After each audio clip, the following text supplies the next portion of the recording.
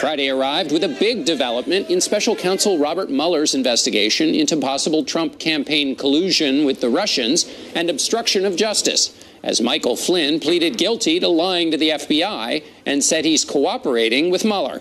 The president further muddied an already complicated story with a Saturday tweet that seemed to suggest he was aware of Flynn lying to the FBI at the time when he was calling the investigation a witch hunt. I had to fire General Flynn because he lied to the vice president and the FBI. He has pled guilty to those lies. The day after the president fired Flynn for lying, former FBI Director James Comey says the president asked him to go easy on his investigation of Flynn. Sources tell CBS News that the tweet was drafted by one of Mr. Trump's attorneys. We want to take a closer look at what the Senate passed. Their bill would repeal the Obamacare individual mandate. The corporate tax rate would be cut from 35% to 20%. It will nearly double the standard tax deduction, eliminate state and local tax deductions, but would allow an up to $10,000 exception for property taxes. The bill would also double the estate tax exemption limit and raise the alternative minimum tax threshold. An analysis of the bill by the nonpartisan Joint Committee on Taxation indicated that even accounting for economic growth, the tax plan would add $1 trillion to the deficit. We begin this morning with Senate Majority Leader Mitch McConnell. He joins us from Louisville. Welcome, Mr. Majority Leader. I want to start with the balance of this tax cut that passed through the Senate. The corporate tax rate is at 20%. It's been sold as a middle-class tax cut, but those middle-class taxes will expire. Analysis shows that while the majority of the middle class will get a tax cut, there are some whose taxes will increase. Why not, in putting this bill together, make it so that you could say everybody in the middle class will get a tax cut that's permanent? Well, it's impossible to do that. You can't craft any bill that would guarantee no one was in a special category that might get a tax increase. What I can tell you is that every segment of taxpayers, every category of taxpayers, on average, gets significant relief. The average family of four, $2,200 a year. You mentioned the standard deduction doubling, the child care credit increased. Clearly, most people, middle-income taxpayers, an overwhelming majority of them will get tax relief.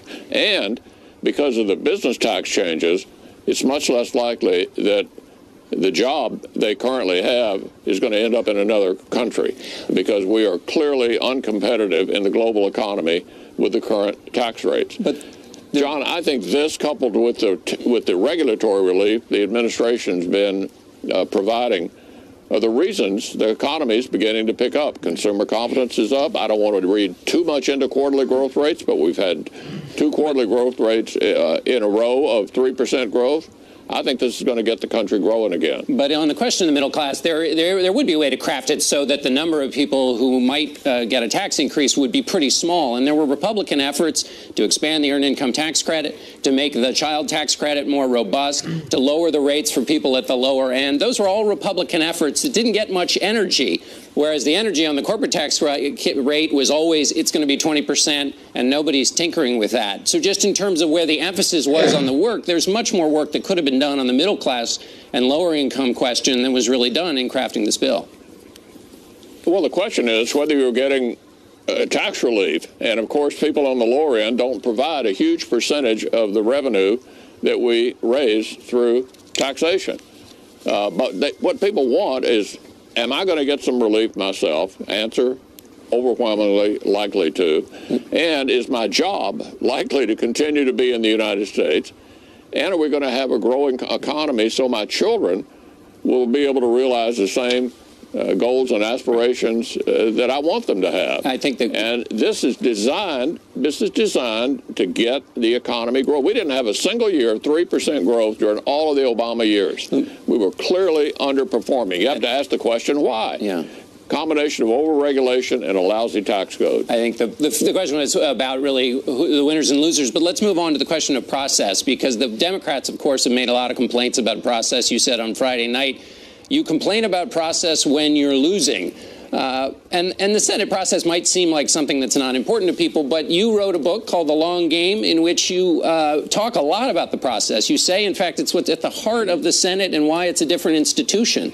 So this looks like a situation when you're in the minority, you like the process, but when you're in the majority, you move on. Not true. We followed the regular order. There were multiple hearings. The Democrats were there. Days of hearings, days of amendments. The Democrats offered amendments in committee ad nauseum. The process on the floor, the reconciliation process, is regular order. That's how they passed Obamacare. We didn't do anything that you could call a foul on process. Well, they didn't. Well, let me just say they didn't like the fact that we repealed the unpopular individual mandate from Obamacare, but yet they didn't offer a single amendment to take it out, and they had the opportunity to do it. Well,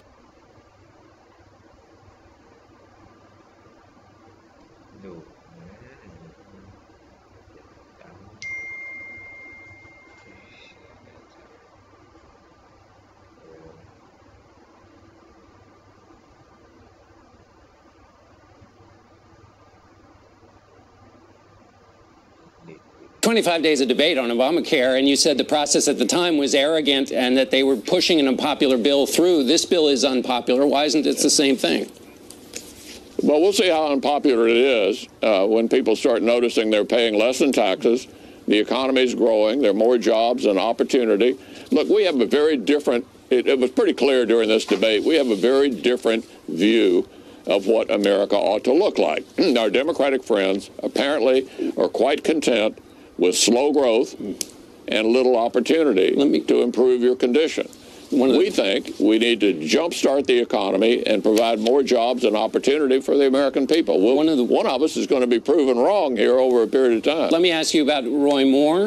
We have a poll out that says Mr. Moore is up 6 points over his Democratic opponent, Doug Jones. And in that poll, it says that among Mr. Moore's supporters, 56% say they were more likely to vote for him after you said he should quit the race. What do you make of that? Well, look, the people of Alabama are going to decide a week from Tuesday who they want to send to the Senate. It's really up to them. It's been a pretty robust campaign with a lot of people weighing in. The president and I, of course, supported somebody different earlier in the process, but in the end, the voters of Alabama will make their choice. And should that be the final word? The White House, when asked about the president's accusers, said the voters heard about the president's accusers, they voted for him anyway, end of subject. So shouldn't that be the case with Roy Moore? Well, look, I'm concerned about the Senate. And if we have two ethics investigations in the Senate going on right now, Senator Franken and Senator Menendez, and there might well be another one, depending upon people who are in the Senate.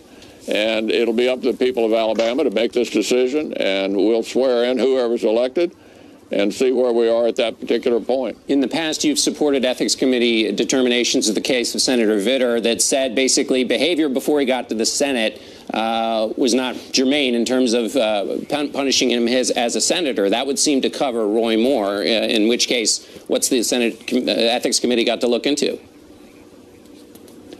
Yeah, I don't remember I'm not on the Ethics Committee. I don't remember exactly how the Vitter case was handled, but the Ethics Committee makes those decisions about whether behavior prior to the Senate is relevant or not.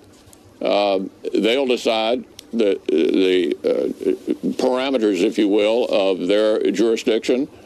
And that decision will be made based upon the facts of a particular case. I can imagine there probably will be a case. Whether the outcome is there, I don't know. But look, the Ethics Committee is 3-3. Neither side can take advantage of the other. It has to be a pretty credible case to go forward.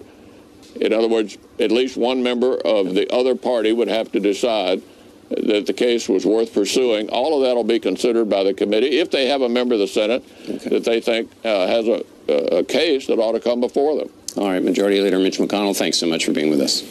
Joining us now, South Carolina Senator Lindsey Graham.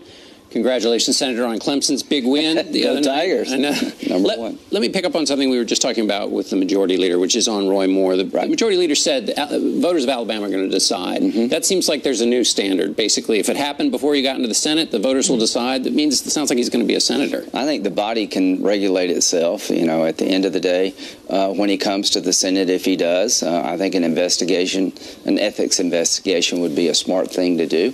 And we'll see what the ethics committee decides as to whether they look at behavior before he came into the Senate. Does that matter? If they do, what do they find? We'll see. Could you have him be a senator by your lights? I mean, would you be able to, based on what you've heard, you'd be okay with him being a senator? We can't stop him from being seated. If there was an investigation and all 6 members of the committee said they believe he was a child molester, that'd be a problem. Let me move on to the president's tweet this morning about the FBI. You're on the Judiciary Committee. Right. You oversee the FBI. The president says that after, in the tweet, he says, after years of Comey with the phony and dishonest Clinton investigations and more, running the FBI, he's talking about Comey there, its reputation is in tatters, worst in history. But fear not, he says, we'll bring it back to greatness. FBI, worst in history, in tatters? Do you agree? No. I think Comey needs to answer questions as his time as director. I think he made some decisions that were really very, very wrong. I would just say this to the president. There's an ongoing criminal investigation. Comey may be part of it. You tweet and comment regarding ongoing criminal investigations at your own peril. I'd be careful if I were you, Mr. President. I'd watch this. You were a former prosecutor. Right. Along those lines, the president has said he knew that Flynn lied to the FBI, and yet he has called the investigation into whether Flynn lied to the FBI a witch hunt, and because it was a witch hunt, he fired James Comey. How can you know that you've lied to the FBI and then fire the FBI director for investigating that? I think, number one, what Flynn lied about is not a crime. I don't think it's wrong for a transition person to talk to a foreign government about changing policy. I don't think the Logan Act is worth the paper it's written on. So I'm not really worried about what happened after the election in terms of trying to communicate with the Russians about the Israeli resolution or about sanctions. It comes down to the following to me. Was there any effort by the Trump campaign to coordinate with the Russian intelligence services or any entity controlled by the Russians to receive benefit during the election? And they found the one guy that would know that.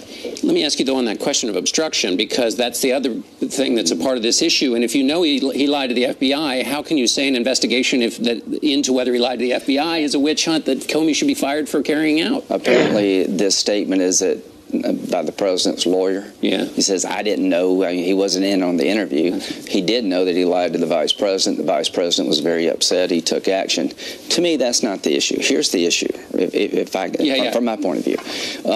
If there was coordination between the Trump campaign and the Russians, I can't think of a person who would know more about that than Flynn. Let me ask you, on the national security front, though, you're very critical of the Russians for interfering in the election. Yeah, they did. Yeah, and a former Obama administration official says the interference was the cyber equivalent or espionage equivalent of 9/11. So if after that kind of an event, give me your foreign policy judgment about an incoming administration that then says to the perpetrators of an event that's that serious, hey, let's work out a deal on these sanctions that are going to punish you for that behavior. Don't overreact because we'll be on your side later when we're in the administration. Yeah. Give me your national security judgment. Okay, well, number one, the Obama administration sure didn't act like it was a 9/11. They were late to the game and did this the least amount possible. What they did in the interim before Trump took office was a slap on the wrist, so I don't buy that whole narrative. I don't have a problem with the Trump administration reaching out to the Russians. We're going to take a different view about sanctions, and we're going to seek your help in the UN Security Council. Even given your rough opinion of the Russians and what they did. It's okay to play footsie. Yeah, well, here's what I'm saying. That behavior after the election is reaching out to a foreign government that we have a different view about things. I'm not here to condemn the president about that. Here's what I'm saying. That collusion between a campaign and a foreign government is unacceptable. There is no evidence of collusion. Nobody's been charged with it. But you found the one person who would know if it did exist. So it won't be long before we understand one way or the other whether the Trump people colluded with Russia, because I can't imagine it happening and Flynn not know about it. Let's take a quick break. We'll be right back on the other side of that. We'll be right back.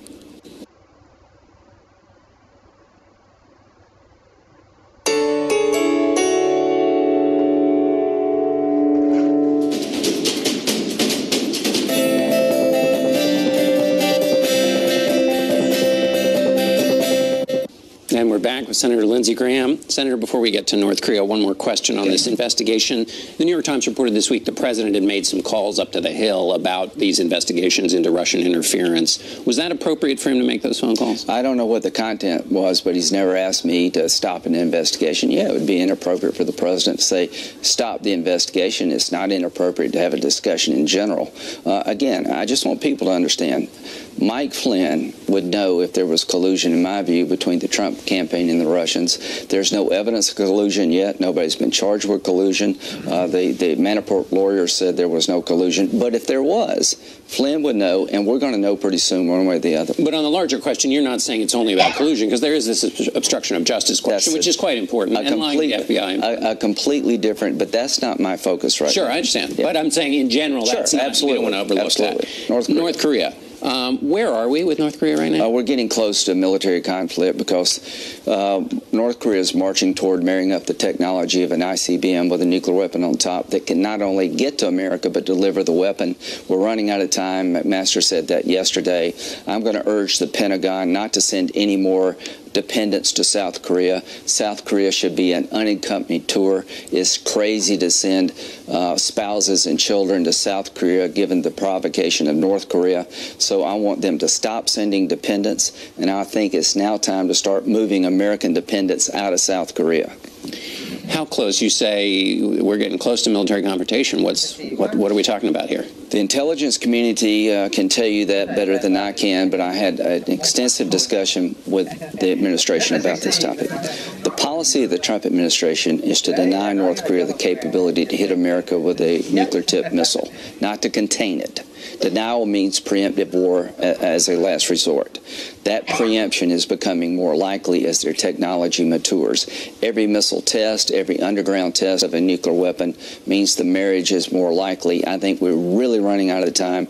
The Chinese are trying, but ineffectively. If there's an underground nuclear test, then you need to get ready for a very serious response by the United States. Should the Congress be having a big open conversation about preemptive war? Yeah, I think so.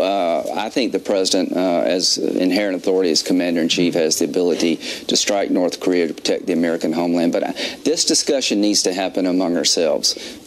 Let me ask you about the president's team. There were a lot of back and forth this week about whether Secretary of State Tillerson was going to stay in the job. Do you, net, after all the reports and so forth is over, do you have confidence in the president's team around him to manage this tricky question? He's got the best national security team of anybody I've seen. And since I've been in Washington, the president himself early on made the right decision. I'm not going to allow North Korea to hit America with a nuclear weapon. We're not going to live under that threat. If I have to go to war and I don't want to stop it, I will. Everybody before President Trump screwed it up, including Republicans. Now we need to get it right, and I think he's got the right approach. He's got the right team. I hope China will help us. We're running out of time. All right, and we have run out of time, Senator. Thank you so much for being with us, and we'll be back in a moment.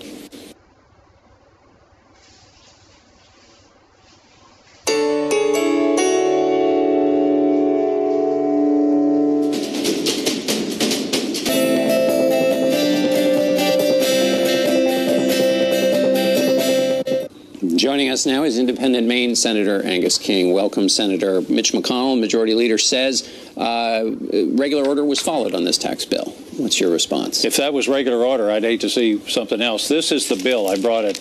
This is the bill that we got at about 6 o'clock at night that we were going to vote on that night. There were no hearings. There were some general hearings about tax reform. There were 0 hearings on the bill. And even the bill that was reported out by the Finance Committee, it was different than what we were handed that we had to vote on a few hours later. And what worries me about this, I commandeered a staffer's desk right off the floor Friday night and read it all the way through. Now, I can't say I understood all of it, but you could do the things that we were talking about, reducing corporate tax rates, doubling the standard deduction, in maybe 50 pages. This is 477 pages, John. There's a lot of stuff in here that I don't think anybody knows what it's all about. I just happened to pick up, I marked in the margin on page 409, domestic oil and gas extraction income. What's that all about? There's a later provision about income on oil and gas from foreign countries. What's that all about? The point is, nobody knew what was going on here. And there was a moment when we could have fixed it. Chuck Schumer moved to recess Friday night about 9 o'clock to Monday. Give people a chance to go through this and dig through it. Party line vote, denied. We ended up voting at 3 a.m. Senator McConnell said Friday night, he said, you know, when you're complaining about the process, it means you're losing. Well, I think there is, I mean, there's a point there, because I heard him complain about the process a lot when I first arrived. But at some point, process matters. I mean, the 86 tax bill, 33 hearings, 10 months. The vote in the Senate, by the way, was 90-10. This one barely was dragged across the finish line on a party line vote. So what happens now? Well, there's a lot of talk about what the conference will be. I give it 50-50. There'll be no conference. I think there's a chance, because I don't think that either side wants to take either the House or the Senate wants to bring this back to the floor. The House just may take the Senate bill and send it to the president. So what happens now is we've now made a 30-year decision. This may be the most important vote any of us take in our career, because this isn't the reauthorization of the FAA or even the Farm Bill. This is something that's going to affect every American, every business, the whole economy for decades. And what happens now is we're going to see, well, I'll give you 3 predictions. I got 3 predictions. All right, you got 30 seconds. One is you're going to see people put on their long, serious face, as Orrin Hatch did this morning, and say, the deficit's really a problem. We can't do SNAP or Social Security or Medicare. We got to restructure. That's number 1. That's the first prediction. 2, we're going to find some really stinky stuff in here that we didn't know. And 3, anything good that happens in America in the next year, including good weather at the Super Bowl, is going to be attributed to this bill. Those are my predictions. All right, we're going to come back and talk to you, Senator, on the other side of the commercial. We'll be back with Senator Angus King just after this break. Stay with us. Welcome back to Face the Nation. We're back with independent Maine Senator Angus King. Before I want to ask you about the Intelligence Committee, but first on the question of spending, government spending at the end of the year. Democratic leaders didn't meet with the president this week. What's your sense of what happens when the government is running out of money? Well, they're already talking about another short-term, what they call a CR, continuing resolution, that would get us into January and escape this deadline of this week. I think it's really unfortunate. Generally, all the work of the appropriations committees have been done for a budget. We could pass a budget. We could have passed a budget 2 months ago. And I don't sense that nobody wants to shut down. I don't sense that that's going to come unless it's through mutual misunderstanding between the two sides. Let me ask you about Michael Flynn. Given what you know as a member of the Intelligence Committee, how do you read this plea deal that he made? Well, I think you can read it in one of 2 ways. One, you could say he pled to a fairly minor offense, and that's the end of it, and it's not a big deal. The other, you could say he pled to a fairly minor offense, and that means he has a lot to deliver to the prosecutors. I think one of the most significant developments, though, has been in the last 24 hours, where the president tweeted yesterday that he fired him because he had lied to the FBI. That's the first time the president has said that. And it was the next day after he was fired that the president allegedly said to Jim Comey, go easy on Flynn. If he said to Comey, go easy on Flynn, knowing that he had lied to the FBI, that ups the ante on that particular part of this whole situation. And I think that may be one of the things Mr. Mueller's focusing upon. Does that change the shape of your investigation on the Intelligence Committee? Are you looking into obstruction of justice in the work you're doing? No. And I think that's an important distinction to make. Mueller is a criminal investigation. He's a prosecutor. He's looking for criminal violations. We're looking for the facts. And our focus is on what did the Russians do? Will they do it again? What did they do in the States? And was there collusion between the Trump campaign? My concern about all this, John, is that the latter issue, the hot political issue of Trump and the Russians in the campaign, is obscuring the larger issue, which is the Russians attacked our democracy, and they're going to do it again. And that's where the focus of our investigation is, and on the collusion issue. Let me quickly get your thoughts. You're on the Senate Armed Services Committee. You just heard Lindsey Graham talk about Americans preparing for preemptive action in North Korea. What's your take on that? Well, part of diplomacy has to be the threat of military force in the background. It makes your negotiations credible. But we've really got to lean on the Chinese. They have to be the solution to this. This is not a case. One of the worst terms ever to enter our lexicon is surgical strike. There's no such thing as a surgical strike. And the idea that we can go in and take out their nuclear capability just isn't so. Most of it's deep underground. So we would be talking about a major war on the Korean Peninsula. Plus, Seoul is only 35 miles from the North Korean border. Anything happens in North Korea, Seoul is history. That's 26 million people, including a couple of 100,000 Americans. So that's, I wouldn't say it's unthinkable. It's got to be credible, but we can't go there anytime soon. All right, Senator, thank you so much for being with us, and we'll be right back with White House Budget Director Mick Mulvaney.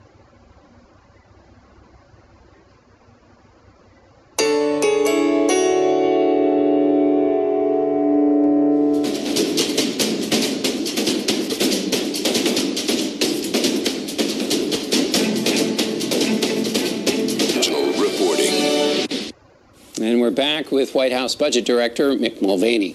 Mr. Director, this is not in your bailiwick, but I've got to ask you as an administration official. Yesterday, the president said that he knew Michael Flynn lied to the FBI, and that's why he fired him. But then consistently he said this investigation is a witch hunt. But if you lied to the FBI, that's not a witch hunt. Yeah. John, you're probably asking the exact wrong person about that. It's been kind of a busy week for me. I'm working 2 jobs. In fact, I'm leaving here to go back over to the CFPB on a Sunday, so I'm probably not the right person to ask about the Flynn investigation. All right. We'll let that be there. Let me ask you about taxes.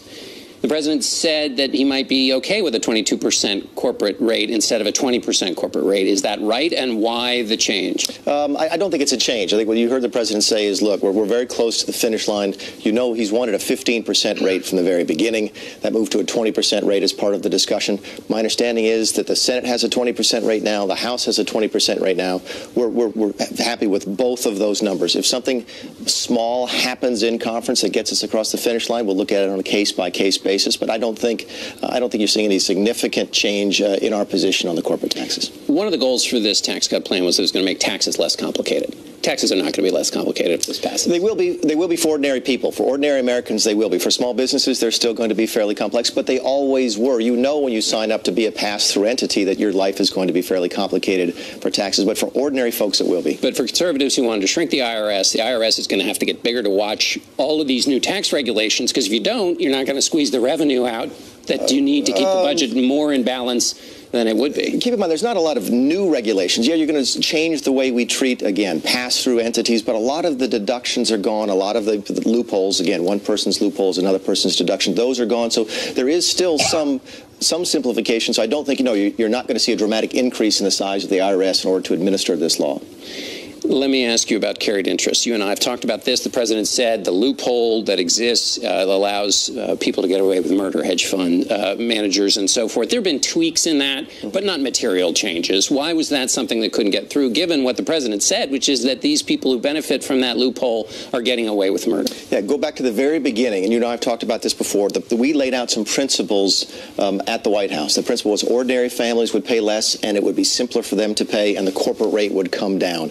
Within those guardrails, we sort of left it up to the House and the Senate, and the House and the Senate apparently, I think, have both settled on the same plan, which is that if you hold an asset longer than 3 years, you're going to get that carried interest treatment, the same in both bills. And I think that does discourage some of the abuse, the short-term churning and so forth. But there's not much short-term churning in the carried people who benefit from the carried interest. I think the average holding of the assets is well over 3 years. So it's not something that's going to get at what the president made a big deal about, both as candidate and as president. The treatment that benefits those people he said was getting away with murder is that's going to continue. But again, go back to what our priorities were. Ordinary families, lower corporate tax rate. We got that. Yeah. What the House and the Senate sort of filled in the details, and that was up to them. We've talked about this before, but that priority, sticking with the priorities, but the middle-class families are still, there's going to be about a quarter that might see their taxes go up, and in the Senate bill, those tax cuts expire. And just in watching this go through, there's been such focus on keeping that corporate rate steady at 20%, but there's been that flexibility on really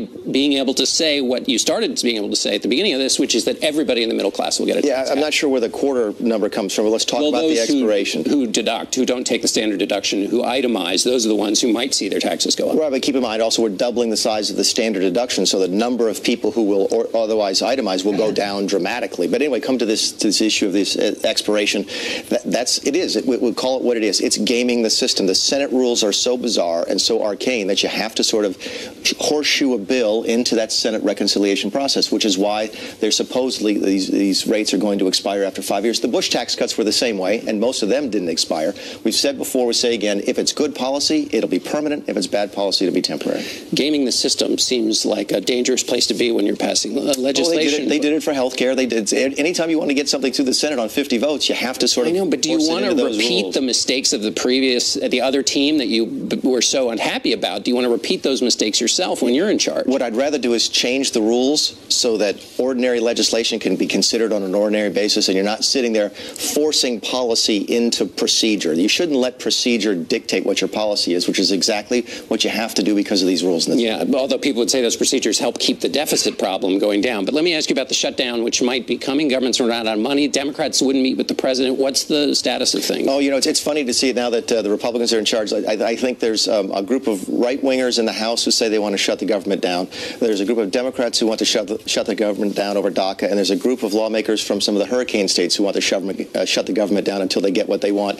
This just sheds light on the fact that the appropriations, the spending system is broken when any little group can sort of hold the government hostage. We need to get beyond that. I think that we will. I don't think you'll see a government shutdown. People used to say that about you. You were in one of those little groups when you wanted to shut the government down for reasons. You've changed your stripes. No, all the more reason the system should be fixed. We don't spend money properly in Washington, D.C. We jump these massive bills to massive bills. The government shut down, I think, John, 17 times in 20 years between 80 and 94, something like that. So but some people would say, well, then go back to the tax bill, where people basically gave up their fiscal conservatism in order to get a tax bill. That this is always what happens. You want to fix the system, but the instincts are to basically. But my reputation is as a fiscal hawk. At least I hope that it is, and that's why I'm so interested in seeing that tax bill pass, because deficits are a function of two things: the amount of money in and the amount of money out. Spending is one of those. Tax revenues is the other. We have to get the tax revenues up. That means we have to get back to a healthy American economy, grow the economy so that you make more money, I make more money, ordinary Americans make more money, and so does the government. That helps lessen the deficit. Obviously, there's a big debate among other deficit hawks about whether this bill meets that criteria. I've had long conversations with Mr. Corker, yes, sir. Well, more than him. But anyway, a good shutdown, the president once talked about, it would maybe be good to have a shutdown. Is that still his view? Well, that goes back, I remember when he said that in April, and that goes back to this system being broken. Congress doesn't spend money the way it's supposed to. It's supposed to pass, and I know this is getting deep down in the weeds, 12 different appropriations bills. They don't pass any. And we have these massive bills at the end of the year, and either it passes all at one time or it fails all at one time. And that's sort of managing by crisis to crisis, and it's not a good way to run the country. Our crisis is we're out of time. Mr. Director, thanks so much for being with us. And we'll be back in a moment with our panel.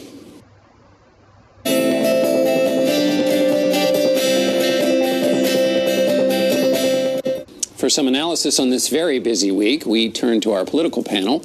Julie Pace is the Washington bureau chief for the Associated Press. Ramesh Ponnuru is a senior editor at the National Review. We're also joined by Ron Brownstein, the senior editor of The Atlantic and a CNN senior political analyst, and Ezra Klein is the founder and editor at large of Vox.com. Ramesh, let me start with you. The tax cut, looks like it's going to passage and signed by the president, so big win for the president. What's your take on it? It's not just a big win for the president, it's his only major legislative win so far. And I think that is the thing that led to its happening, because Republicans were just desperate to get something across the finish line and be able to tell people that they've accomplished something while in office. So I think it is a big accomplishment. It does achieve several long-standing Republican goals, particularly bringing down that corporate tax rate, which is what this entire bill is designed around. Ron, how does it shake out in terms of the effects of this bill, do you think? You know, normally passing a tax cut is like playing tennis without a net in terms of the public reaction. People like the idea. This tax cut is facing 2-to-1 opposition in polling. 60% of Americans in Quinnipiac said it would benefit the rich at the expense of the middle class, which is pretty tough language. And there are reasons for that. I mean, it will increase the deficit by at least $1 trillion in the most optimistic estimates after growth. It puts most of its benefits, 62% by some estimates, into the top 1%. And all of the studies have shown it will have relatively limited impact on accelerating growth. But that, I don't think, is the reason why it is at risk. It's at risk because it departs from earlier tax bills in raising taxes on certain targets. People who live in big cities, people who live in blue states. It cuts taxes for alternative energy while preserving them for oil and gas. In many ways, it is as much an enemy's list as a tax bill. I mean, it is a clear expression of these are the people on our side, this is other people on the other side, and that I think exposes us to much more political risk than you usually see in a tax bill. As we're picking up on Ron's point, I was struck when Leader McConnell said, well, we'll see how popular it gets once it passes. Chuck Schumer in 2010, after the Affordable Care Act passed, said, when people learn what's actually in the bill, as this goes along, it's going to become more and more popular. So they've really just switched teams. Well, there are two actually interesting things about that, because two things happened here. One is that recently Obamacare has gotten a lot more popular. It's become a majority popular bill for the first time since its passage, since Trump got elected. But the other thing this tax bill does is, on the way to passage, it casually destabilizes the entire individual insurance market in America. So the Republicans had skinny repeal at the end of the Obamacare repeal effort. The main provision of skinny repeal was that they're going to repeal the individual mandate and not really replace it with anything. They knew that was a bad idea. And so the idea was it could only pass if Republicans promised they wouldn't make it law. They would change it at conference. But right now, they've passed a tax bill that, on the way to passage, it gets rid of the individual mandate. According to the Congressional Budget Office, 13 million people will lose health insurance. Insurance premiums will go up by 10%. Individual markets will be much more destabilized, and they don't have an answer for this. So in addition to a tax bill that is incredibly regressive, has all the features Ron just mentioned, it's also going to upend American health insurance markets, and they've not really thought hard about this or what to do about it or how to handle it at all. It's something they did to get a little bit of revenue and didn't really think through on the way to passage. What's your take, Julie, on this? Well, politically, big win for the president and Republicans if they can get through the conference process, and they have every political incentive to try to move through that process pretty quickly. I think one of the big things that we have to look at over the next year or two as the president heads toward 2020 is, what is the impact of this legislation on his voters? He has made sweeping promises to his voters, working class voters, that they are going to get big tax cuts. There's going to be a lot of tape for Democrats to go back to. If you look at a lot of the analysis that's come through, yes, many middle-class Americans will get some kind of tax cut. Some may not, and for some it may be fairly minimal. So he's putting a lot of his own political capital into a piece of legislation that may not bring the kind of success for his voters that he is promising right now. One intriguing marker in this, if you go back and you look, 25 Democratic senators voted for the Reagan tax cuts in 1981. 12 Democratic 86. senators. 81. The original 81. Oh, 86. Everybody voted for it. Both parties. It was 90 plus votes. 25 Democratic senators in 81. In 2001, 12 Democratic senators voted for the Bush tax cuts. When this started, there was a lot of expectation that because there are 10 Democrats running in 2018 in senators in states that President Trump carried, that he would have a lot of leverage to get them to vote for it. This bill is so tilted toward Republican constituencies relatively narrowly at the top that no Democrat felt compelled, even in states that Trump won by double digits, to vote for it. In stark contrast to 01. Anyway, I understand politics has changed since the 80s and even since 01, but this is not something that they were afraid of opposing, both because of the politics and because of the substance. And because Trump is less popular than most presidents are. You can respond to that. But it seems like North Dakota, West Virginia we're talking about here. But, Raj, you wrote this week about an effort by Senator Rubio and Senator Lee to try to build up the families at the lower end of this. Why was there resistance to what they were trying to do? There's also other things. Paul Ryan has been a fan of increasing the EITC for childless. Right. You could have lowered the rates at the bottom. Why were those, which would have been direct, injections into the middle class and lower class, why were those so hard to get through? Right. So they weren't the priority for Republicans. Senator Mike Lee and Marco Rubio tried to make payroll tax relief possible for families by extending the child credit to them, and pay for that by just increasing the corporate rate less than 1%. Republicans were just dead set against it, 32 of them, saying that we had to keep this 20% rate, that's somehow written in stone. And the Democrats, by and large, decided they did not want to participate in this bill. They could have carried that across the finish line if they had wanted to. Ezra, let me go back on the health care question. Susan Collins, as a trade for her vote, said that, that Mitch McConnell promised her that Alexander Murray, the bill being used to kind of try to stabilize the Affordable Care Act, of course, before the individual mandate was being taken away. Yeah. Give me your sense on that. Yeah, and McConnell is committed to that, to bringing that up. Alexander Murray was designed to deal with some problems that are in Obamacare now, and also the Trump administration's continuing sabotage of Obamacare, particularly the expectation they're going to stop paying the cost-sharing reductions. You cannot pass Alexander Murray after blowing a giant new hole in it. Alexander Murray doesn't fix that. It's not built to fix that. It's not powerful enough to fix that. So, I mean, you can even, these are percentages pulled out of nowhere, but can imagine if Alexander Murray stabilizes the individual markets by 15%, the individual markets destabilizes them by 40%, you have a net worse individual market. This was not a trade that ever made any sense. It's a fig leaf. It's a way of saying that you're doing something without having any idea of what you're actually doing. Can I get back to Julie's point for quickly? Real quick about the economic impact of the tax bill.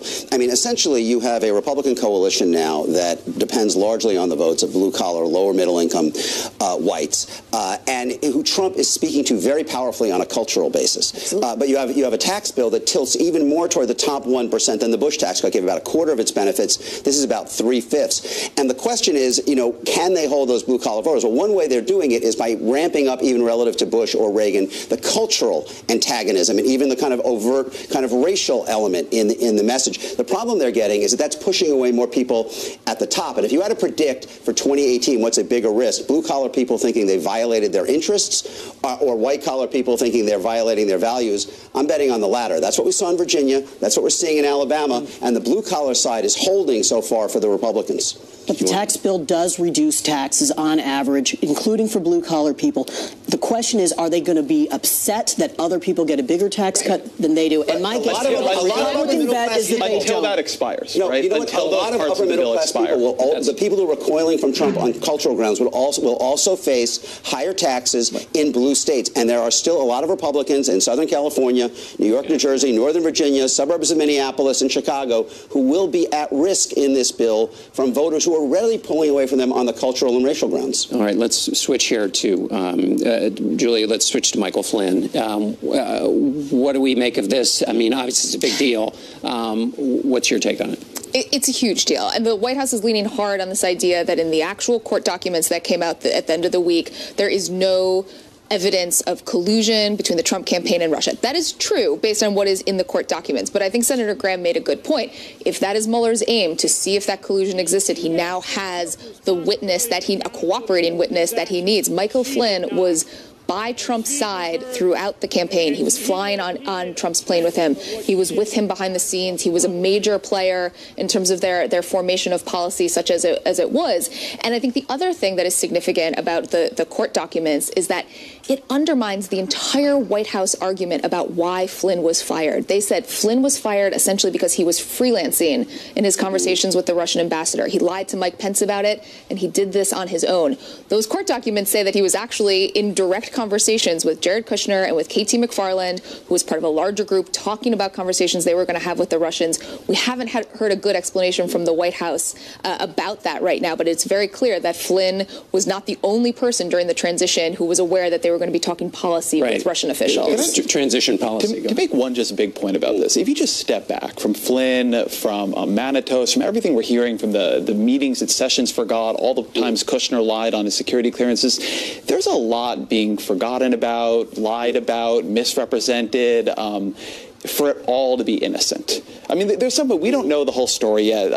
Mueller is running what appears to be a very expansive and very aggressive investigation, but it is getting to be, what we are being asked to believe as innocent is getting to be almost ridiculous. You go back to the Don Trump Jr. emails with a Russian lawyer saying, I would love to get some dirt on Hillary Clinton. There's an overall picture coming together here, and for a group that says they have nothing to hide, there sure is a lot they appear to be trying extremely hard, at great legal risk, to hide. So, you know, we all want to know what this means for the future of the Mueller investigation. So obviously, because this is a plea agreement, that means that Mueller thought that he could charge Flynn with more than that, and that he wants Flynn's cooperation. So, of course, we all want to know what the future holds here. But one thing that we can easily skip over is this just shows terrible judgment on the part of somebody who was the national security advisor, and therefore also shows terrible judgment on the part of the person who hired him.